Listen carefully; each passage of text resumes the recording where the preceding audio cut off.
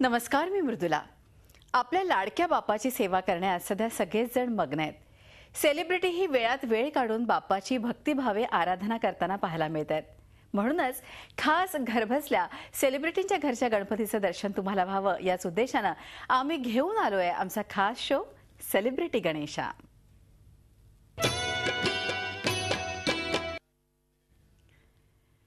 गायिका आणि अभिनेत्री केतकी माटेगावकरकडेही 10 दिवस गणपती विराजमान असतो. यंदा नव्या घरात गणपती विराजमान झाल्यामुळे केतकी भलतीच खुश आहे. चला तर बघूया केतकीचा हा बाप्पा. केतकी आहे त्यामुळे सुरुवात गाण्याने व्हायला पाहिजे गणपतीच्या, बरोबर? नक्कीच.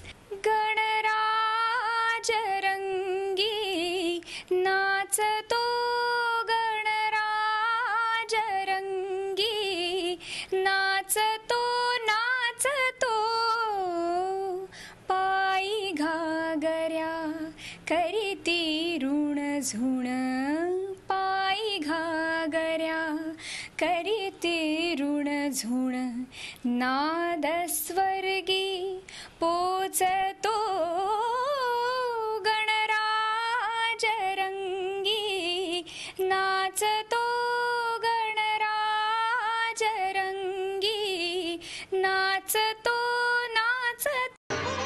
आता गणपती विषयी सांगशील, यावर्षीच्या डेकोरेशन विषयी सांगशील, कसं कसं झालंय आणि काय? खरं तर क्रेडिट बाबाला देईन मी, कारण खूप उत्साहाने आणि खूप काय म्हणतात, दरवर्षी तो एक्सायटेड असतो हे सगळं करायला, डेकोरेशन म्हणा किंवा यावर्षी मूर्ती कशी असावी बाप्पाची. तर यावर्षी शूटिंग माझं फुंतरूचं पहिलं शेड्यूल झालं आहे आत्ता, आणि त्यामुळे खूप गडबड होती. पण आम्ही अलिबागला शूटिंग करत होतो आणि अलिबागहून येताना आम्ही यावेळेला पेणहून गणपतीची मूर्ती आणली, आणि रात्री मला वाटतं 2:30-3 वाजता आम्ही मूर्ती आणली आणि त्यांनी तयार करून ठेवली होती ती. आणि दरवर्षी आम्ही त्यांच्याचकडून घेतो.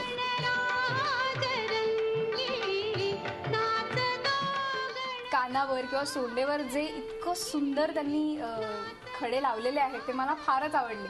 सो खूपच मी खुश आहे यावेळेला की मी शूटिंगमुळे जास्ती मला पार्टिसिपेट याच्यात करता आलं नाही, पण तरीसुद्धा बाबांनी ते तेवढ्याच उत्साहाने ते केलं. आणि आपण मला असं वाटतं बाबाला विचारूयात की त्यांनी कसं नक्की केलं. मखर जेव्हा मी आणलं ना तेव्हा जरा सर्कस झाली. ते एवढं मोठं झालं, उत्साहात घेतलं मी, पण मला लक्षात आलं हे आता रिक्षातही जात नाही आहे, कारमध्येही जात नाही आहे. ते लिटरली असं डोक्यावर धरून मी ते आणलं आणि कुठपासून पार रविवार पेठेतनं सदाशिव पेठेपर्यंत असं वरती धरून आणलं आणि मग नंतर मित्राच्या टेम्पोमध्ये ते घातलं आणि मग घरी आणलं. म्हणजे अशी एक वेगळी सर्कस झाली त्यात. पण एक काय तो उत्साह असतो.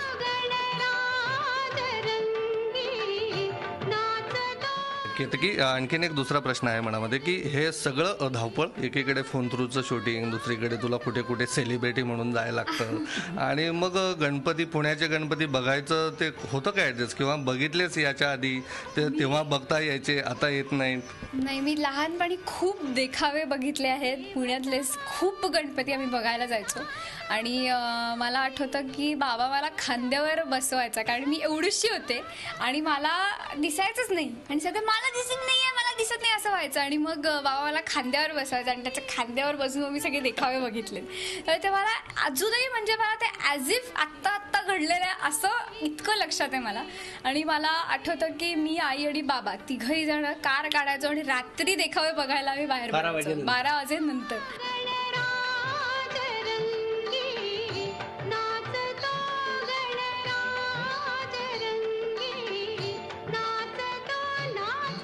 किती वेळा सांगितलं हो बाप्पा तुम्हाला, इतकं गोड खाऊ नका जप्पा जीवाला.